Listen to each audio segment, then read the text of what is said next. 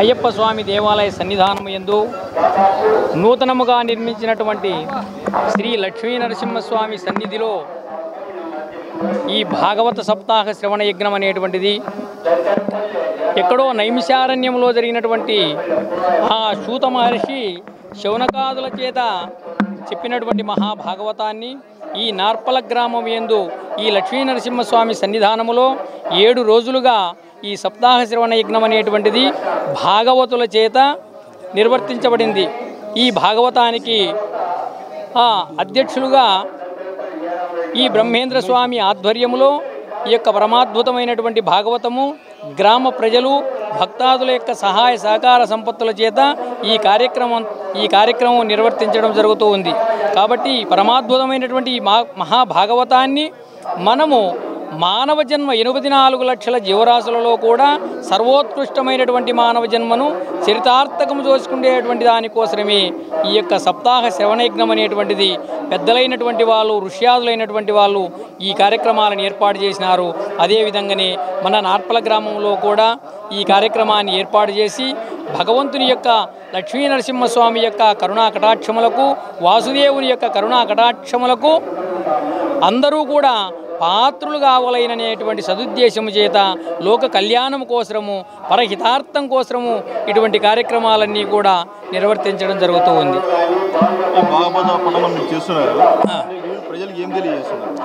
ఈ భాగవతమును ఎందుకు మనము చదవాలనంటే మానవులలో అధునాతనమైనటువంటి సనాతన ధర్మాలు అనేటువంటివన్నీ కూడా నశించడం వలన భక్తి జ్ఞాన వైరాగ్యములు అనేటువంటివి పెద్దలను ఎట్లా గౌరవించాలా అనేటువంటిది, తల్లిదండ్రులను ఎట్లా గౌరవించాలా అనేటువంటిది, గురువులను ఏ విధంగా గౌరవించాలనేటువంటిది ఈ భాగవతం మనకు తెలియజేస్తుందన్నమాట.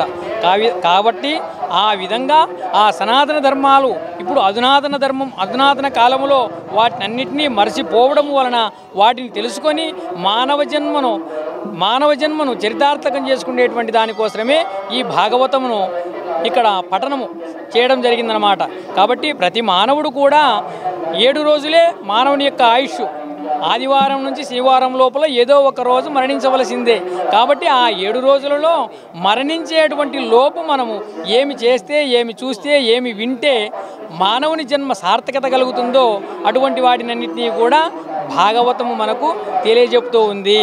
కాబట్టి వాటిని మనము శ్రద్ధాభక్తులతో పఠన చేసినట్లయితే, వినినట్లయితే మన హృదయాంతరాలములో ఉండేటువంటి ఆ కలుషితములు అంటే ఆ వ్యాకులత్వము, దుఃఖము, సుఖము అనేటువంటి దాంట్లో మానవుడు తపిస్తూ ఉన్నాడనమాట.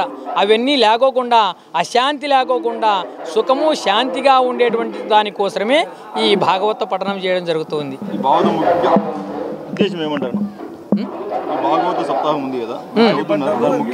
ఈ భాగవతమును మన గ్రామంలో పారాయణము చేయడము వలన ఆయురారోగ్యములు, ఐశ్వర్యములు, ధనకనక వస్తు వాహనాదులు అన్నీ కూడా చేకూరి మానవుడు మోక్షమును పొందుతాడని తెలియజెప్తుంది భాగవతం. సప్తాహము 1969వ సంవత్సరంలో కీర్తిశేషులు సాముల జయరామరెడ్డి గారు, మేరేపల్లి కుల్లాయప్ప చౌదరి గారి సమక్షంలో ఈ సమాజం ఏర్పాటు చేయడం జరిగింది. 1969వ సంవత్సరం నుంచి ఇప్పటి వరకు 408 తర్వాత 86వ మహాభాగవత సప్తాహం ప్రారంభమవుతుంది. ఇంకా 108వ సప్తాహం 108వ సప్తాహానికి ఇక్కడికి దగ్గరలో ఉన్నాము. నేను ఈ సమాజానికి ఉపాధ్యక్షుని. నా పేరు కేశనపల్లి నరేంద్ర నాయుడు గారు, కూచువారిపల్లి మాది. దంతలపల్లి శాఖ తరపున మేము ఎన్నో భాగవత సప్తాహాలు చేస్తూ పరిపరి విధాల గ్రామాలకు వెళ్ళి అందరికీ గ్రామాలలో పాడి పంటలు, ధనము, ధాన్యము, ఆయురారోగ్యములు, వర్షాలు బాగా కురిచి పంటలు బాగా పండాలని ప్రతి ఒక్కరిని మనస్ఫూర్తిగా దేవదేవుడు శ్రీకృష్ణ పరమాత్ముడు ఎల్లవేళలా చల్లగా కాపాడాలని ఈ భాగవత సప్తాహం నడిపిస్తూ ఉన్నాము.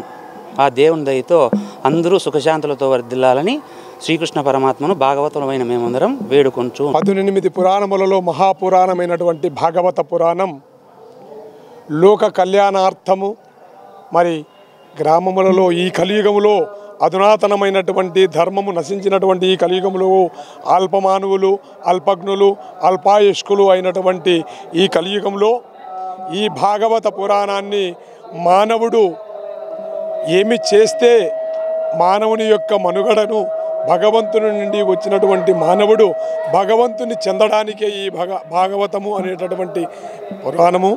కాబట్టి ఈ పురాణము చదవడం వలన ప్రజలు సుభిక్షంగా మనకు పంటలు కానీ పాడి పంటలు అనేక విధములుగా అందరూ సుభిక్షంగా ఉండాలనే లోక కళ్యాణార్థము ఇటువంటి కార్యక్రమములు జరుగుతున్నాయి. ఇటువంటివి ఇంకా ఇంకా ముందుగా జరగాలని ఆకాంక్షిస్తున్నాం. చాలా బాగా ఏదో చెప్పినట్టు చెప్పండి. సప్తాహం భాగవత సప్తాహాన్ని గురించి మీరు వినే ఉంటారు, బహుశా తెలిసే ఉంటుంది.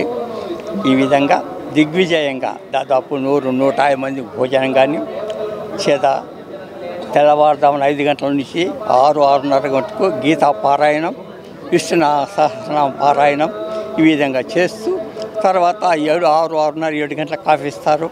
7 నుంచి సాయంకాలం 6 గంటల వరకు భాగవత పఠనం, వ్యాఖ్యానం, 10 మంది కూర్చుంటే వ్యాఖ్యానం. ఈ విధంగా భగవత్ తత్వాన్ని 10 మందికి బోధించడమే భాగవతుల యొక్క ఉద్దేశం. ఆ ఉద్దేశంతో గ్రామానికి తిరిగి సప్తాహాలు చేసుకుంటూ దాదాపు 20వ సంవత్సరం ఇప్పుడు జరుగుతుంది. 108, 108 అయిపోయి 108 108 అవుతుంది. ఆ విధంగా ఎక్కడ పోయినా భగవతులు అంటే ప్రశాంతమైన వాతావరణంలో చదువుకుంటూ భగవతత్వం 10 మందికి చెప్పుకుంటూ భగవంతుడు అంటే ఎటువంటి వాడు తెలియజేస్తూ ఆ తత్వాన్ని హిందూ ధర్మాన్ని రోజు చేసే విధంగా, హిందూ ధర్మాన్ని గొప్పగా చేసే విధంగా, ఆ తత్వం తెలిసెప్పే విధంగా 10 మంది దేవుడు ఉండాడు అని నమ్మే విధంగా సత్ప్రవర్తన పాదుకొల్పే విధంగా బాగా సప్తాహం చేస్తున్నాం. ఇటువంటి సమాజానికి మీలాంటి విలేకరులు కూడా రావడం చాలా గొప్ప సంగతి, చాలా సంతోషం మీరట. ఆ విధంగా ఈ విధంగా గ్రామానికి చెప్పండి.